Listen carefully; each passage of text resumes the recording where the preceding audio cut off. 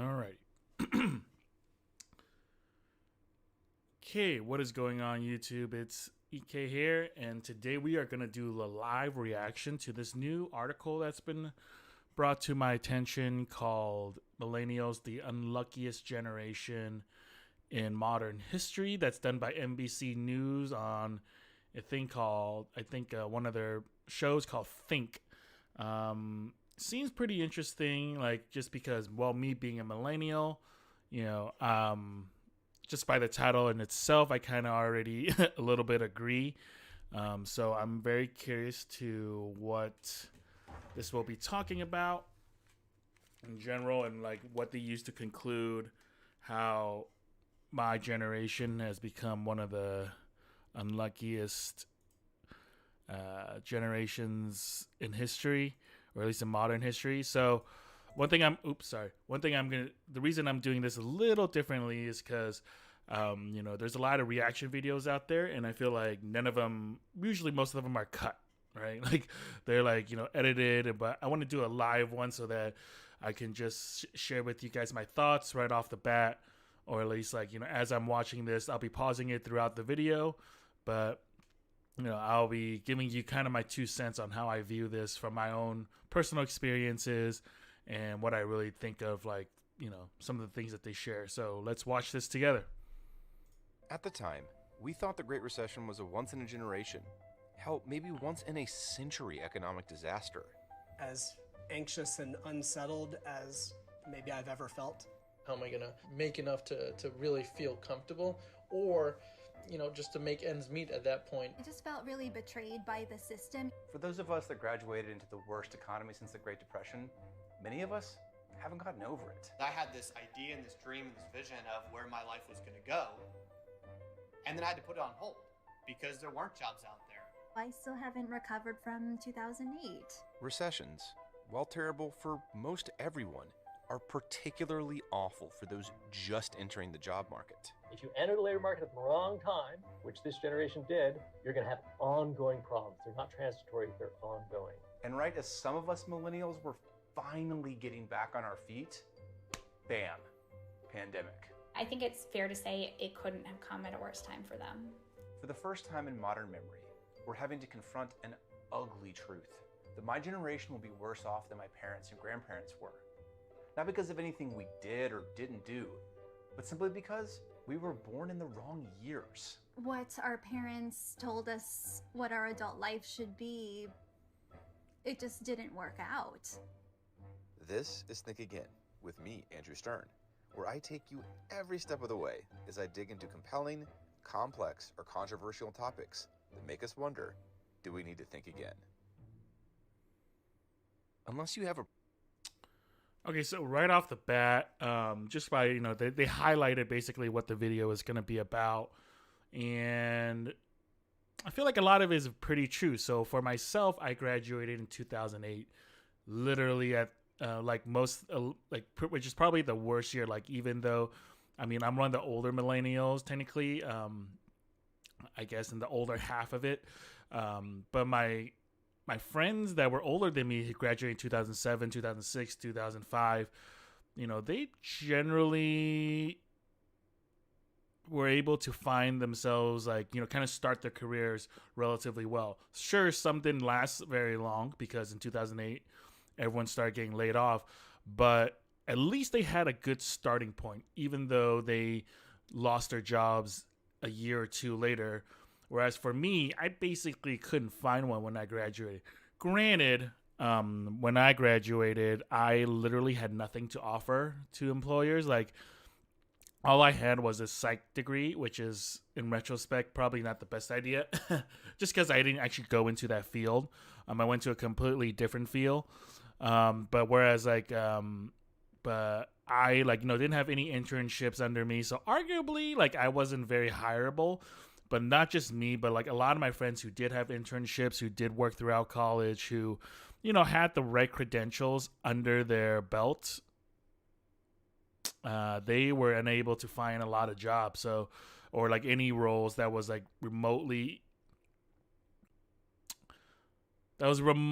like within their field. Like a lot of my friends who were business majors went into kind of like more like IT fields and like other fields that were like, you know, essentially way out of their spectrum or like completely unrelated to what they were what they graduated for. So it was really weird. But yeah, anyways, let's just keep going and see how they kind of go through this, I guess, analysis or, you know, interpretation for my generation. A private yacht to escape to, this pandemic has been excruciating for just about everyone. It's too early to know which generations will be most injured by this. That'll take years to sort out. But one thing we do know is that the 1-2 punch of the Great Recession followed by COVID-19 in the span of just 11 years is an economic challenge different from anything we've seen before. And as fate would have it, the timing is uniquely bad for my age group. Millennials have lower rates of employment overall. They have lower earnings, lower savings, and then layered on top of that, they have debt, which of course is deeply related to that lower employment and lower earnings that they carry with them over time. And they're carrying all of that into this particular economic crisis. The ethos of America is upward mobility. The American dream is built on the promise that each generation builds upon the previous one, and quality of life improves steadily. For as far back as U.S. Census data goes, that's been true. Household wages have risen relative to previous generations. That is, until Gen X handed the baton to us. Across the education spectrum, we're earning less than the previous generation. But why? We're the most diverse, most educated, most productive generation in American history. But from an economic standpoint, I don't know what diversity really has to do with productivity. Yeah, we're the most educated, but that's like, I mean, you can interpret that a lot of ways. It's like, okay, yeah, we have like more people graduating from high school and more people getting college degrees, but are they practical degrees? And then you have to look at like the whole diversity thing. I'm just like, what does that have to do with anything? Like, you know, other countries who are largely homogenous societies are just as productive, if not more. You know, the diversity, I feel like, shouldn't even be a factor here. Like, it's not like I mean, not that I don't think it contributes to productivity. Like, you know, when you get different perspectives from different cultures and different people, but I feel like how much it plays a factor into productivity and like how much, you know, just diversity is part of the whole equation. I can't imagine it being like a huge factor, you know. Not saying that it isn't one, but like it's, you know, I think education would definitely play more into it, and like work experience and all that stuff would probably be a bigger factor than just diversity. But that's just me. But yeah, you know, a lot of things that they're saying right now is just like, you know, we earn less than our previous generation. And it's like, but I don't know if I would say Gen X is handing the baton to us, because technically as of right now, most of the people that are still in charge are boomers. You know, they're like, I mean, they're on their way to, what's that called? Retirement, but they're handing it off more to Gen Xers. Like now Gen Xers are starting to take over most of like, you know, in terms of political and even, the political positions and also the corporate positions, right? Most of those, a lot of like the guys in like Warren Buffett's generation, they're handing it off to the next one, which is Gen X, you know. And now as, you know, my generation, the millennials, get a little older, you know, I'm in my mid 30s now, and the oldest and the oldest of millennials are entering their 40s. We're still not in charge of anything yet per se. Like, sure, we're between Gen X and Gen Y, we're probably the majority of the workforce. But we're not the ones in charge yet still. You know, yeah, we're in charge of some things, but in terms of people actually controlling the economy, the bank, the political positions, I would assume it's mostly Gen X but Gen Y is trickling in. So, but yeah, that's just let's just keep going. we could not have been dealt a worse hand twice. And as I learned from the experts, it all has to do with timing. When a recession happens, the impacts are often uneven.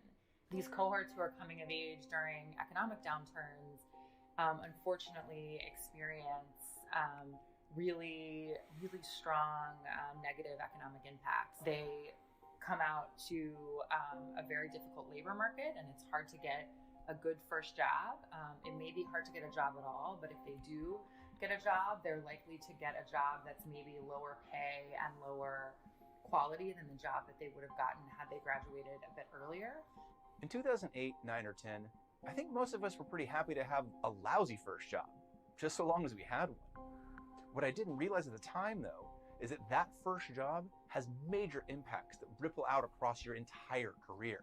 It is true that the trajectory of your economic future and in some ways your life is altered permanently on average. The first job that you get sets you up for the second job, which sets you up for the third job, right?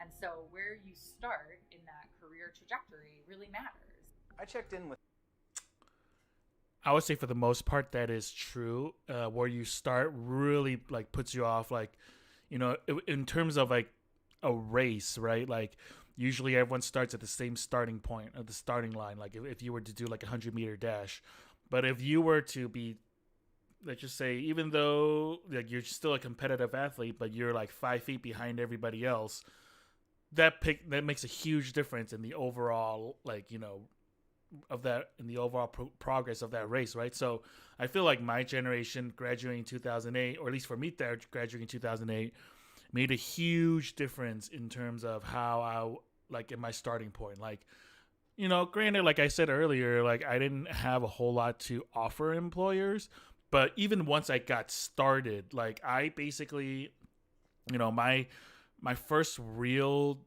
salary coming out of I think it was in 2010. That's the finally when I was actually hired on full time like non-exempt employee into an actual company, instead of just contracting. I was first offered $35,000 in California in the San Francisco Bay Area. That's pretty low. And then I countered with luckily 40,000, and they gave it to me. But I was also still like, you know, granted at the time, like I didn't have that much. Again, I didn't have that much work experience, but I had to build trust with my company so that'd be like, hey, I'm worth this kind of money.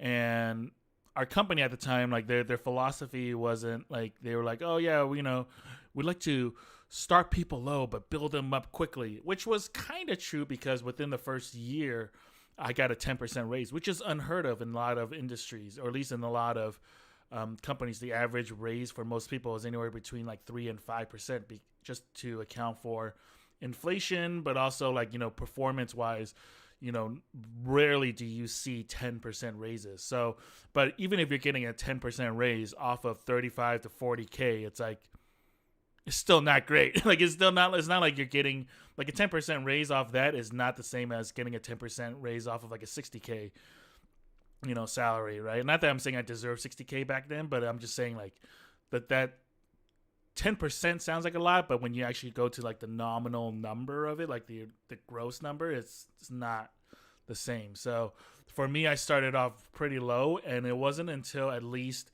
I would say, at least 5 years into my career that I finally got like a huge pay bump by switching companies. But before that 5 years, I was only making at most at one point, I think 50K at any given time, like for an entire year.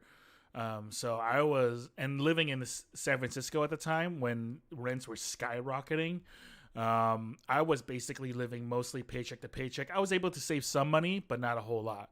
But in terms of what I was supposed to save, it was probably nowhere near equivalent to what my parents were able to save. So yeah, let's just keep going. With half a dozen or so of my fellow millennials. Some I knew, some I didn't. And their experiences bore that out across the board. I either had to prepare myself for like a long stretch of not being able to work when I graduated in 2010, or, you know, just trying to scrap for anything possible at that point. there were no jobs, and I remember being friends with seniors who were getting ready to graduate. They were panicked that they couldn't find jobs, and so they either had to work for free or work in a different industry. And the same thing happened to me when I finally finished college in 2010. The legal market just completely blew up. It went from, jobs everywhere at high pay to there aren't any jobs. Seasoned attorneys don't have work. New attorneys can't get work. And it was just chaos. That was the first time that I ever remember battling something that sounded like depression or anxiety. I was 30 pounds heavier than I am now and had high blood pressure at the age of 27. I remember the mental and the physical toll that it took was pretty profound. Compared to Gen X, twice as many millennials took on student debt to go to college or grad school. And for those who took on debt, on average, it was 50% more than Gen Xers. It also does. I definitely want to talk about this. Like, student debt is probably one of the biggest reasons why a lot of millennials and Gen Y cannot buy homes. We cannot finance things. We have so much debt. Like, luckily me at graduating in 2008, I had a lot less. Like, my tuition was actually pretty reasonable per year. I think at the time, for a University of California, that wasn't Cal. I think the ballpark range of tuition plus room and board was about $60K for all 4 years, which is actually pretty good. Like, and when you think about it, because that means every year you're only paying about about $15K a year for all room and board, which is like not entirely undoable for a lot of people. But after I graduated, but even towards the end of my graduation, I can remember, I think one quarter, my tuition just doubled. It went from $900 a quarter to easily over $1,500 to $2,000, and I was like, "What just happened?" I thought to myself, "Thank God I'm graduating," because suddenly my tuition skyrocketed, and for my brother, my younger brother, who's 10 years younger than me, when he finally went to school, holy crap! His tuition compared to mine was night and day. This kid, I mean, thank God he was getting a lot of financial aid at the time, but because if he didn't, oh my gosh, he would be up to his eyeballs in student loans right now. And luckily he isn't, but it was absolutely insane, what his tuition was per year and per semester. I was gobsmacked at how quickly tuition went up. And then the one thing that pisses me off the most is when people, Gen X and boomers, tell us you wouldn't have so much student loans if you just work a part-time job. I'm like, dude, this doesn't even make sense. Tuition has gone up over 500% in the last 20 or 30 years when it comes to college tuition, whereas minimum wage and wages have not gone up 400 to 500%, in order to match the cost of living. Minimum wage has only maybe doubled in the last 20 or 30 years, which is barely anything. And it's still, I think for the most of the country, under federal minimum wage, it's still under $10, if I believe that. I think someone can correct me on that if you want. But, for most, I mean, when I graduated, the California minimum wage was $9. So I wasn't even making $10 an hour. So, I mean, I can only imagine and that was me. And luckily I was able to live at home, my parents were like, yeah, come back home, live here, and help us, just take care of the house while you look for something better. I was very lucky. Not a lot of my generation were that lucky. A lot of people were just like, oh, well, you're graduated, you're an adult now, so get out there and do your thing. But even though my parents and my parents' generation and even Gen X is oh yeah, the economy sucks right now, but they had very little empathy for that. It's oh well, the economy sucks, so why do I like? I don't care if you can't find a job. Like, you still have to go do it. It's like you still like. I'm still not going to help you out, even though this is like one of the worst economic crashes on the planet. Now, I'm not saying like a lot of people. I mean, a lot of people went through that, so I can only imagine what it meant for like how like their experiences. But anyways, yeah, the whole idea, like the fact that like my generation had so much student debt and the other generations basically had like none of it, a bit more or less no student debt, is just like one of those things that I feel like you guys are the ones that increased it too. It's not like, like tuition didn't suddenly just rise out of nowhere. Someone had to been like, yeah, I'm going to increase tuition for all the incoming students because I feel like it. So these are the chancellors, the boards of colleges, who are, by the way, mostly boomers and Gen Xers, the older ones at least, who are increasing all these, payments. And it's like, oh, why do you need this stuff? It's like, I don't know, like, the chancellor needs a new car, or like it needs a new house, or we need new books, maybe. I don't know, like, even though we buy our own books, or we need new facilities because we need to upgrade things, which sure makes sense. But then they're also constantly hawking at, alumni for money too. So it's like, how much more money do you actually need? Because I don't think it's going to the professors. They're not the ones making rolling in dough here, by the increased salary. So like, where is all this money going to for like, to kind of justify 60-70% increases in tuition year over year? It's like, it's absolutely insane. So I wonder, and I think at the time, a lot of chancellors made like anywhere between like $200,000 to $500,000. Chancellors of just universities, like there were CEOs that generated like hundreds of millions of dollars that didn't even make that much. So like in terms of salary. So it's like, it was absolutely insane how the, education system was just so one-sided. Doesn't help that college was dramatically more expensive for us. About twice as much. For many of us, our starting salaries were lower than what you'd normally expect. Millennials earn 20% less than baby boomers did at the same age. We can't buy a house. We're less able to save for a rainy day. We hesitated to get married or have kids. In 1965, yes, with the buying a house part, because like when my parents like, or during when Gen Xers or even boomers were our age, the price per household, like price, I mean, in terms of like what it was equivalent to, like people were still living, mainly, or let me put it this way, houses were still priced at like, were based off of single income households, right? Like you only have one person that's working, the spouse was generally a stay-at-home parent taking care of the kids while the other one was the main breadwinner. But over time, we switched over to double income households, right? Now we have both parents working, which means double the income, more or less, depending on how your family is.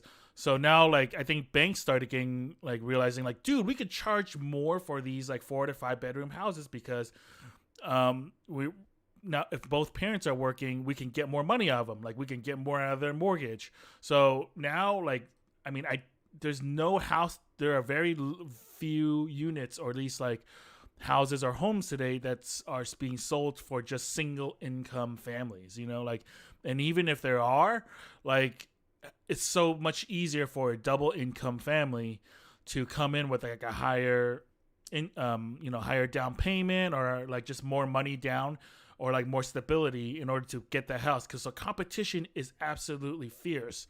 In terms of getting married and having children, I don't know if obviously money plays into it, but I think depending on where you live, that's also a cultural thing. Cause for me, like living in a metropolitan area like the San Francisco Bay Area, people are just more focused on, their careers versus starting a family. A lot of my friends, didn't get married until well into their 30s and started families because they just wanted to get their careers down. They wanted to get a higher paying job. They wanted to focus mainly upon like making sure that they just had financial income to support themselves and to support like a spouse, or, if need be.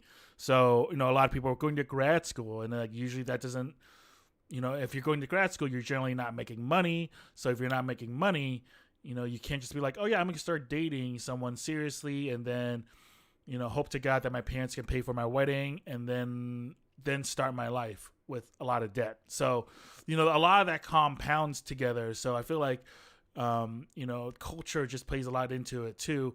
Because a lot of my friends who live just like a couple hours away from the San Francisco Bay Area, like Sacramento, they're in those types of areas.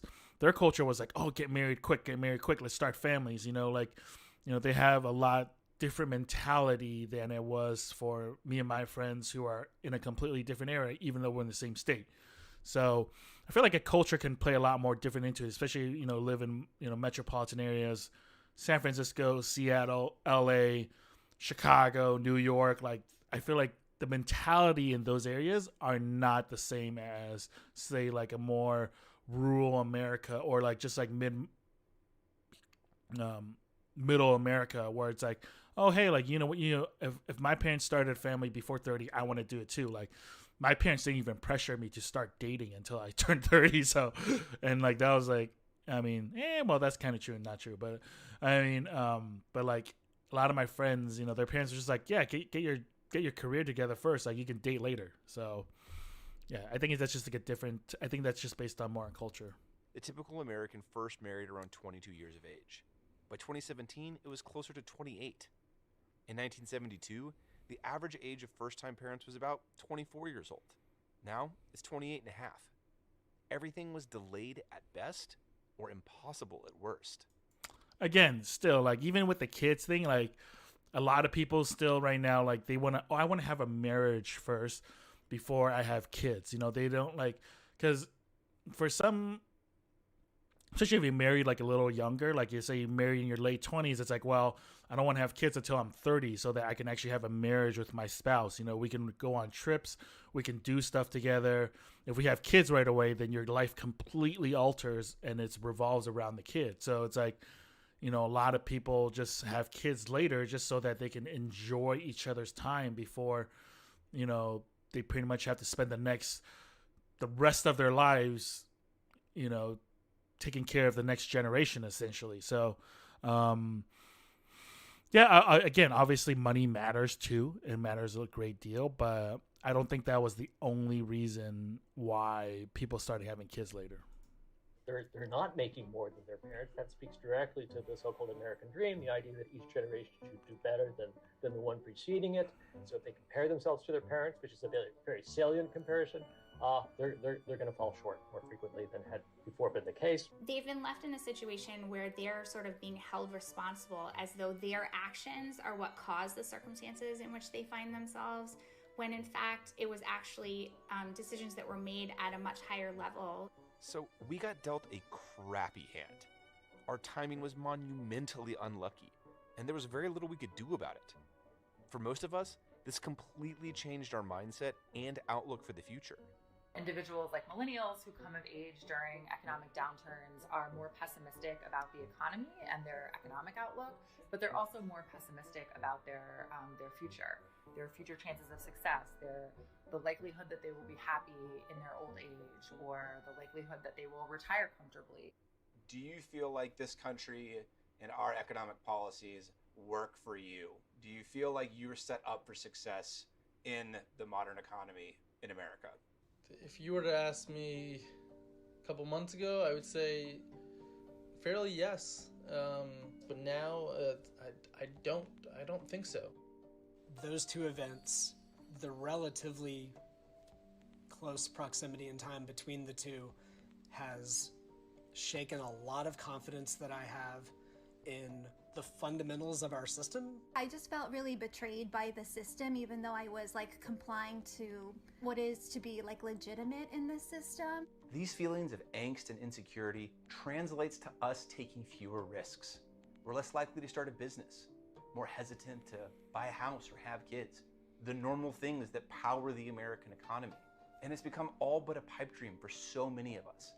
And that was before COVID landed the second of the 1-2 punch.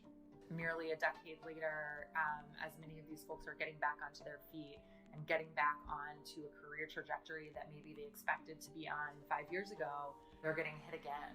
And that sort of 1-2 punch, I think, is something that we've never experienced before, and that is likely to have pretty devastating economic impacts for this generation. The stability that I was like fighting to. I mean, I would say that millennials aren't the only ones that experience this 1-2 punch. Like, even, yes, like, it's a unique experience for us because we graduated into the first and the second era, right? Like, we graduated into, the worst economy in 2008. But there's a lot of people who lost everything during that time and then had to start over.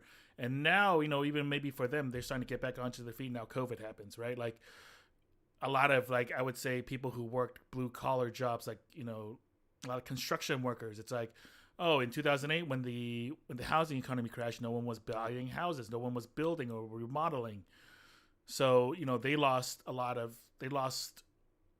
their well-being.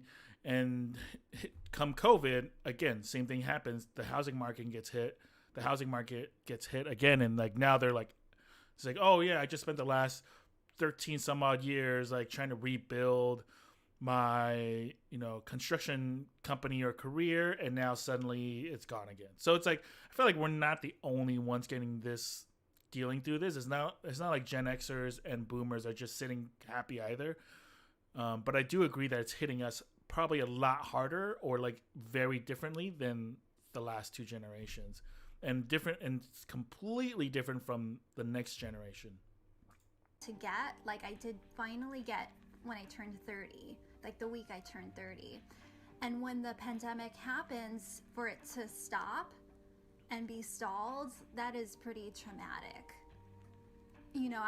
I don't know where to go from here. It's always been a big punch in the face every couple of years. Hillary lost her job and said she's still waiting on unemployment checks. Eric contracted COVID-19, and after 10 days fighting it, recovered, went back to work, and was laid off a couple days later. This roller coaster keeps going up.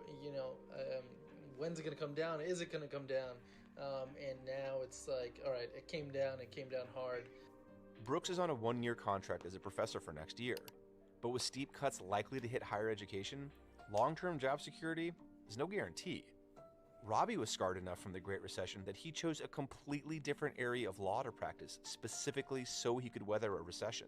I still haven't recovered from 2008, and I'm kind of lost of where I'm at now.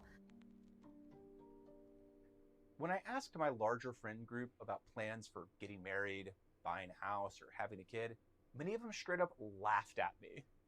When I asked about their outlook for the future, almost none of them were outright optimistic. This is partly why Medicare for All, canceling student loan debt, and other big structural changes proposed by politicians like Bernie Sanders, Elizabeth Warren, and AOC resonate with young folks across the country. They're the ones who the system doesn't seem to be working for. Those who haven't fared well under the existing set of arrangements tend to blame themselves. That's part of the American sort of self-reliance ethic. I think there has been a change in that sensibility and a greater recognition that some of the problems that this generation has been experiencing are not due to individual failings, but rather to systemic ones. The individuals who experience economic downturns during their impressionable years are more likely to believe that economic success is the result of luck rather than hard work. The problems are reaching such a level that it's hard to see yourself as the only person who chose your way into a particular situation, because it's the same situation in which you see your friends and your relatives.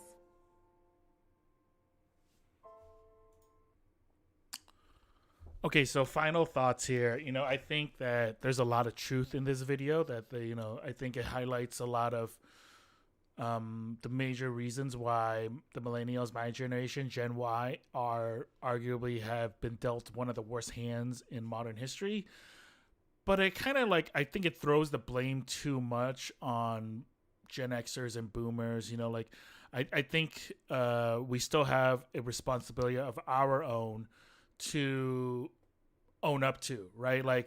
Because because I feel like there's always two sides to every story, or like two faces of every coin. Like, on one hand, yes, you can blame the older Gen X and boomers for increasing tuition on us, but it was also our choice to get those ridiculous degrees like, performance media or art degrees that like go nowhere and other degrees that were super impractical. But at the same time, it was our parents who told us to go get these degrees, because in their generation, it's like, well, like it doesn't really matter what degree you get, like as long as, you just get one. There's, I remember at my first job, there's so many Gen Xers who graduated from just, whatever college they can get into at the time and got a degree in just something, whatever interested them, and they were able to get a job straight out of school. Like they had jobs waiting for them. Like I remember one guy that I still try to keep in touch with, like he had a degree in history, and when I met him, he was the director of affiliate marketing. So like what does a history degree have to do with affiliate marketing? Like nothing. And he was able to start his career in marketing straight out of college. Like no one told him like, oh, you need a marketing degree or you need a business degree. They're just like, all right, like, you went to this college and now you want a job. Okay, cool. They're just like, you're educated. They just assume that like, because you went to school, you were educated, therefore you were like qualified for the job. I'm not saying that happened for everybody. And that was like, just, people just handing out checks to people. But, I think that was like a general impression of that generation, where it's like, oh yeah, as long as you're educated, like you get X. And that was fed down the throats of my generation. It's like, hey, look, it happened to us. It can happen for you. But then once we graduated, all these people that are now in charge are the hiring managers are like, wait, like I don't want a person who just has whatever degree, I want a person who has a more relatable degree to this job I'm hiring for or position I'm hiring for. So therefore I'm going to start picking and choosing who I hire, even though I told this generation to just get whatever. So it's kind of like, on one hand, we should have been smarter. On the other hand, the people before us should have given us better advice too, So, I mean, I feel like it goes both ways, right? Because I even remember where I think it was in 2010, there was this girl from, I think, University of Florida who tried to sell her degree from the University of Florida for like $60K online or something like that on eBay. And, but it was for like a theater major degree. And she was complaining about like, in her, and it was kind of like a joke where she's like, oh yeah, I can't get a good job. I can't get a decent paying office work job for, even though I have a degree. But it's like, and I think most people roasted her. Even I roasted her and be like, lady, like you have a theater major job. Like, what do you think you're going to get? Like, why do you think you deserve a like $40,000-$50,000 job at like some tech company or, whatever established corporation for that kind of money? Like, what do you think you have to offer to these people with that kind of degree? Like, I think, there was definitely that kind of bad rep that millennials get, like we're entitled, we're lazy, and she, like, I believe she was like kind of like the poster child of that, and I'm not gonna lie, like I was kind of like, I had that attitude when I first graduated too, but these attitudes, like for us, like we don't just randomly develop them over time. They're taught to us, they're fed down to us, and the only reason we think that way is because our parents taught us that. Like, we're often called the generation who get like participation trophies, right? And it's like, okay, we didn't ask for those trophies. It's our parents who were complaining to this the soccer moms who are complaining to these organizations like, why doesn't my kid get recognized? He did a good job too. He may not did the best, but they did a good job too, so they should get recognized. Like, we don't just like participation trophies didn't come because you had hundreds of kids complaining. No, they came because you had hundreds of parents complaining. So, I feel like there's a lot of sides to this that aren't being covered, and like you can't just blame one generation for screwing over another. Like, everyone has a part to play in this, And now that we're getting into the 2020s, now my generation is starting to take over what Gen X is what Gen X had control of. So what we build for the next generation, hopefully Gen Z and Gen Alpha, will have a much better outcome than what we saw. And hopefully we're not going to screw over, the next generation just for the sake of profit. But that's my take on this. Let me know what you think in the comments. Please put it below. Please like the video. If you like these type of live reactions, I will be doing more of these because I just think they're a little bit more fun. They're a little bit longer, but I think they're also a little bit more fun. But anyways, thank you guys for watching.